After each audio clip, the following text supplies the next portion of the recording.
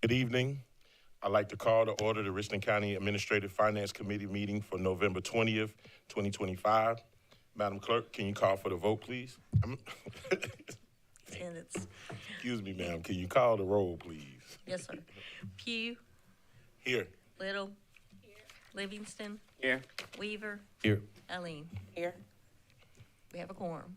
All right, that takes us to item number 2 on the agenda, the approval of the minutes from the October 28th, 2025 meeting. Move to approve. Second. It's been moved and properly seconded. Madam Clerk, can you call for the vote, please? Pugh, Yes. Little. Livingston, Yes. Weaver, Yes. Eileen. Yes. Motion passes. All right. Moves us to item number 3 on the agenda, the approval of the agenda. ACA Jensen, is there any changes or deletions to the agenda? Administration has none, Mr. Chair. All right. Mr. Wright, are there any changes or deletions to the agenda? I would like for items 4E and F to have discussion in executive session. All right. I entertain a motion for the changes on the agenda for approval. Second. It's been moved and properly seconded. Any discussion? If not, Madam Clerk, can you call for the vote, please? Pugh, Yes. Little. Livingston, Yes. Weaver, Yes. Eileen. Yes. Motion passes. All right, that takes us to item number 4 on the agenda, items for action. Item 4A, Community Planning and Development, Zoning Division, Manufactured Homes, R3, District Language. ACA Jensen, you recognize, sir.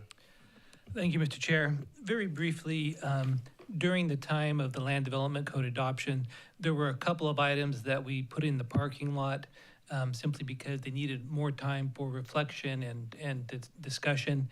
We are now bringing those items back to the council to be addressed. Both of these items, A and B, came out of the Planning Commission as a recommendation. I have Deputy Director Price here to speak to them, but very briefly, 4A, essentially at the time of Land Development Code adoption, it was determined that the manufactured home overlay was no longer necessary. And so now we're coming back and we're addressing how to deal with non-conforming properties or properties that have had or it may in the future, it may be beneficial to have manufactured homes on those properties because they're consistent with the other homes that were built in those neighborhoods. And so with your permission, Mr. Chair, I'd like to have you recognize Mr. Price. Price, you recognize,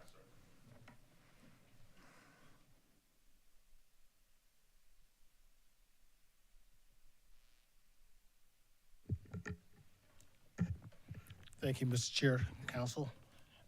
Again, as Mr. ACA Jensen just stated, kind of go over during the adoption of the current Land Development Code, the former manufacturing housing zoning district was consolidated into the new residential 3 district because the district shared similar intent and development characteristics.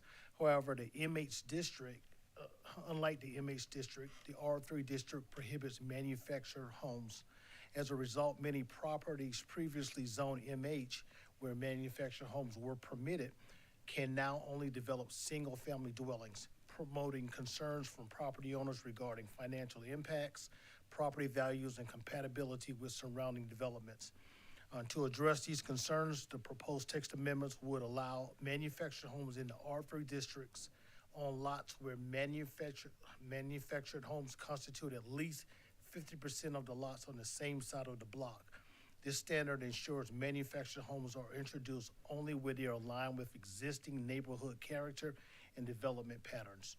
This ordinance would also amend Table 26-4.2B and Section 26-4.2D25 of the Land Development Code. As stated by ACA Jensen, the Planning Commission unanimously recommended approval 7-0 at its June 2nd, 2025 meeting. So, with that being said, I'll entertain a motion. Move to accept the recommendations. Second. All right, it's been moved and properly seconded. Any discussion? Question. Yes, Mr. Livingston, you recognize, sir. When will this go into effect? If approved? You said, when will this go into effect? This will need to go to county council, and after third reading, it will go into effect. After third reading? Yes, sir. For discussion? Mrs. Cooper, you recognize, ma'am. Thank you. So Director Price, so to be clear, because I've gotten a lot of phone calls about this particular issue here, specific, I think it's called Heron Ridge, I think that's what it's called. And so with that, those properties, if I heard you correctly, those properties that are zoned for R3 presently would allow for manufactured homes to be placed there. Yes, ma'am, but that's provided that as stated before, that at least 50% of the lots on the same side are consisting of manufactured homes. To kind of go back to, I believe everyone here was on council, well, just about everyone's here on council during the adoption of the Land Development Code.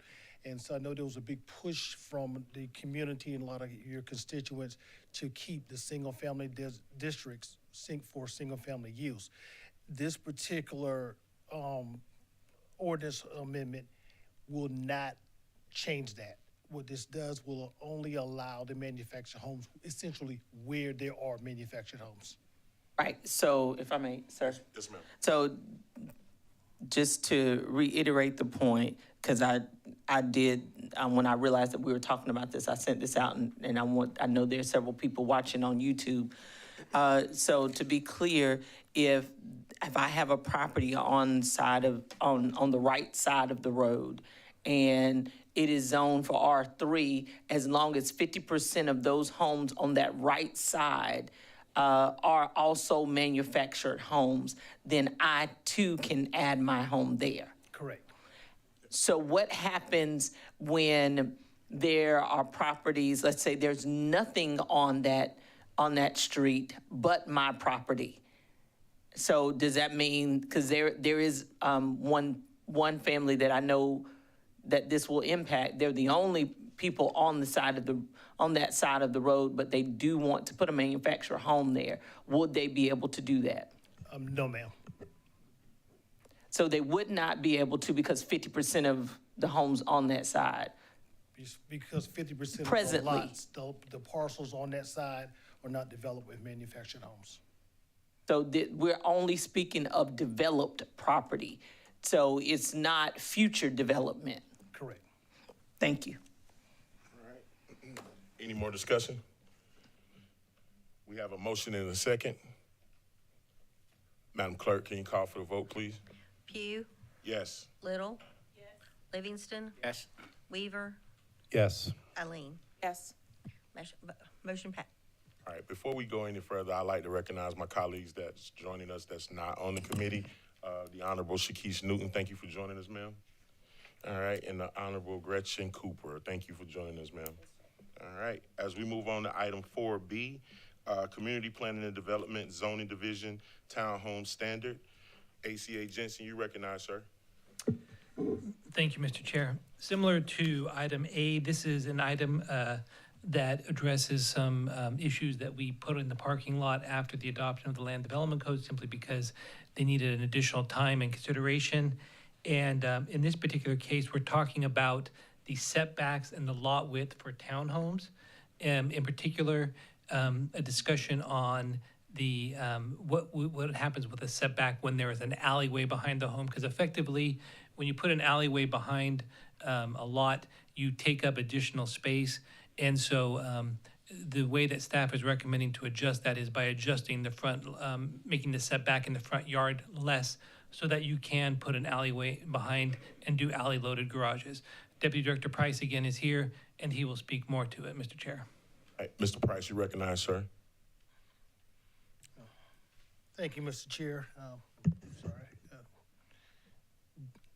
Gio Price, Deputy CP&D Director. Got it from ACA Jensen. So when the current, let's read this, when the current Richland County Land Development Code was adopted, key townhome standards such as lot width, lot size, width, building placement, and setbacks were unintentionally left out. As a result, the code now requires a minimum 50-foot wide lot per townhome unless a rear alley is provided, far exceeding typical townhome widths and making development costs impractical. The code also does not allow reduced front setbacks when alleys are used, further limiting feasibility. The proposed ordinance restores practical townhome standards similar to those adopted in 2015, supporting a housing type that offers a more affordable option between single-family homes and multifamily apartments. The amendment would update sections 26-4.2D2A2, 26-3.3H, and 26-3.3I of the Land Development Code to reestablish clear standards and improve feasibility of townhome developments in the county. To give you a quick summary of what this is saying, is that because townhomes are attached units, which means that every townhome that's built would have to be 50 feet in width, to meet the county requirements. So what this does, it allows the reduction of those lot widths, so you can actually have what is considered to be a true townhome. I entertain a motion. Move to approve. Second. It's been moved and properly seconded. Can I entertain any discussion? Mr. Livingston, you recognize? You're not changing overhaul lot size, you just put more space in, less space in the front. Yes, so what happens is, because within the zoning designation, it says all lots must be 50 feet in width, because each lot, each townhome unit is on its own parcel, which means it must be at least 50 feet. And again, most homes aren't gonna be 50 feet in width. So what this does is it does allow the reduction of the lot width, usually gonna be about 24 feet in width, for the establishment of townhome developments. All right. Any more discussion? All right, we have a motion and a second on the floor. Madam Clerk, can you call for the vote, please? Yes, sir. Pugh, Yes. Little. Yes. Livingston. Yes. Weaver, Yes. Eileen. Yes. Motion passes. All right. Takes us to item number 4C, Operational Services Contract Award, County Administrative, a building door replacement. ACA Jensen, you recognize, sir. Thank you, Mr. Chair. I have Eric Williams, Director of Operational Services, with us. He will address both of these items, but basically these are budgeted, anticipated expenses. All right, Director Williams, you recognize, sir. Thank you, sir. Good afternoon, Chair and members of council. The two items I'm presenting today and respectfully requesting your approval for are part of our ongoing effort to improve and modernize facilities within the administration building. These improvements are aimed at enhancing overall functionality, safety, and long-term sustainability of the building, ensuring it continues to effectively support the operations of our departments and services we provide to the public. This work aligns with our broader facility improvement plan, which focuses on addressing aging infrastructure, improving efficiency, and creating a more reliable and comfortable environment for both employees and visitors. The items before you today represent necessary steps towards accomplishing those goals. The first of those items is the request to approve a contract with CTW Doors to supply and replace the county administration doors, or building doors. Those doors that we're looking to replace are just for the public areas or the common areas. They're not inside of the departments, but just the common area doors. As part of the larger scale, like I said, larger project like we did on the second floor, as part of the painting, improvement of the common areas for our employees and both visitors. All right. I'll entertain a motion. All right, we have a motion and a second. Any discussion? Mr. Weaver, you recognize, sir. Thank you, Mr. Chair. Director, so what is wrong with the current doors? I'm reading that it's improved safety and fire liability, I guess. So we have, if you come in our second story doors where we have those double doors there, those are what we call fire doors. So they're supposed to be closed at all times. They actually protect the different areas of the building. Currently, a couple of those doors are compromised. They're not, some of the labeling have come off of them. They're damaged. We need to just replace those. Along with those doors, we have the common doors that lead into our departments that are also damaged, and they just look bad. So we would like to replace them. Damaged in what way? They've been hit by carts. Their pieces of the doors are missing. It's hard to find the hardware that's older as far as replacing hardware on those doors. So we're replacing the door and the hardware. I noticed that, but I haven't been looking for it either, so. Yes, sir. Thank you, Mr. Chairman. Any more discussion? All right, we have a motion and a second on the floor. Madam Clerk, can you call for the vote, please? Pugh, Yes. Little. Livingston, Yes. Weaver, Yes. Eileen. Motion passes. All right, that takes us to item number 4D, Operational Services Contract for Administration Building for Floor Replacement. Director Williams, you recognize, sir. Thank you, sir. The second request is for Operations Services Department, request approval of a contract with Mannington Mills to supply and replace flooring in the county administration building on its first, third, and fourth floor common areas, and in both the administration and department buildings' emergency stairwells. It's the same flooring that we installed on the second floor as far as our project, our initial project. The stairwells, as far as replacing those floorings, that's that rubber flooring that you look in the emergency stairwells. On both sides, this building and the 2000 building, a lot of that flooring has been damaged. It's old. I think it's probably almost original with the building and needs to be replaced. I entertain a motion. It's been moved and properly seconded. Time for discussion. Mr. Weaver, you're recognized. Thank you, Mr. Chairman. You knew I had to ask. So how old is the flooring? I'm not sure how old 2020 Hampton is, That is actually. a- What's the original year? That's a great question. I know that that flooring that is in the stairwells particularly has not been replaced in about 20 years. 20 years.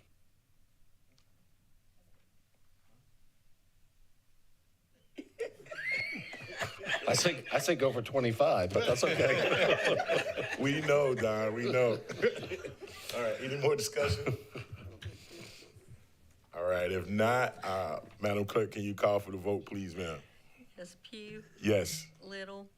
Livingston, Yes. Weaver, Yes. Eileen. Yes. Motion passes. All right, that takes us to item number 4E, Department of Public Works Solid Waste Recycle Contract Award for Collection Area 1.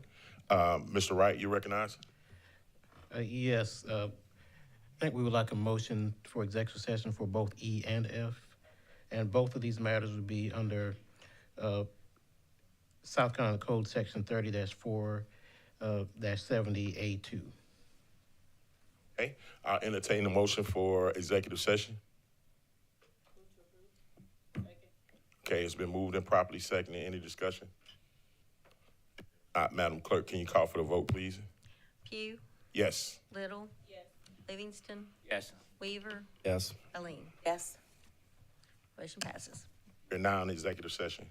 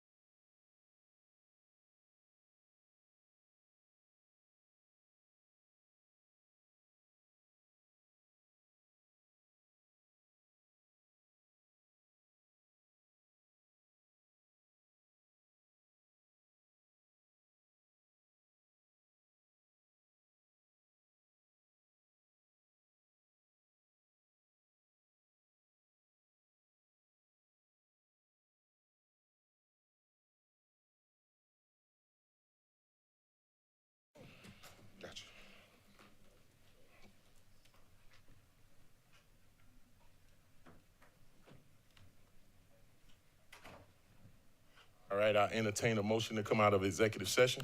So moved. All right, it's been moved and properly seconded. Any discussion? Madam Clerk, could you call the vote, please? Yes, sir. Pugh, Yes. Little. Livingston, Yes. Weaver, Yes. Eileen. Yes. Motion passes. All right, but for the record, we went into executive session to receive information. No votes were taken. Entertain a motion for item number 4E. Chairman, I'll make a motion. Yes, sir. Mr. Weaver, you're recognized, sir. Thank you. I'll make a motion to authorize our Department of Public Works to negotiate a new contract as was discussed in executive session. Second. All right, we have a motion and a second. Any more discussion? All right, if not, Madam Clerk, can you call for the vote, please? Yes, sir. Pugh, Yes. Little. Livingston, Yes. Weaver, Yes. Eileen. Yes. Motion passes. All right, that takes us to item number 4E. Mr. Weaver, you recognize, sir. Thank you, sir. Mr. Chairman, I'll make a motion to defer this item until the likely December 10th meeting, I believe, is our calendar for December, but the second meeting in December. That's right. 4F. Oh, yeah. I'm sorry, what did I say? E. I'm Oh, sorry. 4F, I'm 4F, sorry. I apologize, that's my fault. All right, can you repeat that again, Mr. Yes, sir. Weaver? I'll make a motion to defer item 4F to our December meeting, our second meeting in December. Second. All right, it's been moved and properly seconded. That deferment does not require any discussion. Madam Clerk, can you call for the vote, please? Pugh, Yes. Little. Livingston. Weaver, Yes. Eileen. Yes. Motion passes. All right, that takes us to item number 5 on the agenda. I entertain a motion for adjournment. Adjourn. It's been moved and properly seconded. Madam Clerk, can you call for the vote, please? Pugh, Yes. Little. Livingston, Yes. Weaver, Yes. Eileen. Yes. Motion passes. All right, we are now adjourned.